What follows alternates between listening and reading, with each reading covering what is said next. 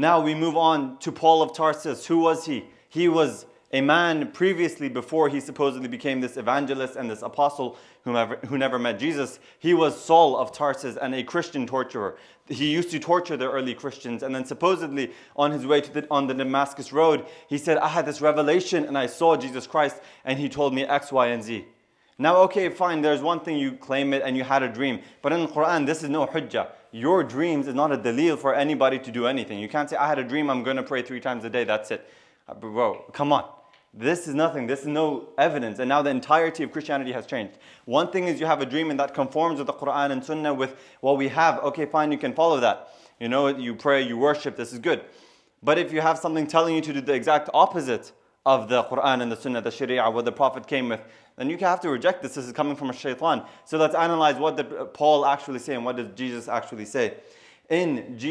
According to Jesus in Matthew chapter 5, verses 17 to 20, Jesus is saying, do not think that I have come to abolish the law or the prophets.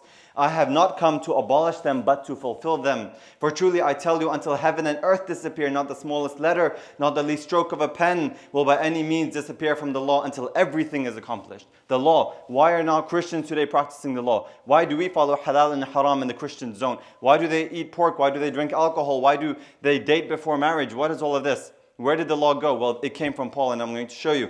What does Jesus continue saying? Therefore, anyone who sets aside one of the least of these commands and teaches others accordingly will be called least in the kingdom of heaven. Will be called least in the kingdom of heaven. And now we go to Romans, where Paul is supposedly speaking, the man who never met Jesus, right? And his only isnad to Jesus is a dream, a vision. And even in that, he gave 2 different accounts of whether he saw or heard Jesus. He says in Romans chapter 6, verse 14, for sin shall no longer be your master because you're not under the law, you are under grace. So he's what? Preaching against the law. You don't need halal and haram anymore, just iman. So what did Jesus say? These people will be called the least in the kingdom of heaven. In Galatians chapter 3, verse 24 to 25, Paul says, so the law was our guardian. We used to have to follow halal and haram. The law was our guardian until Jesus Christ came that we might be justified by faith. Now, guys, it's just iman. Don't worry about your salah. Don't worry about your Ramadan. No, just have iman. And even that, don't follow what Jesus said. Follow what I'm saying about Jesus. Now that this faith has come, we are no longer under a guardian.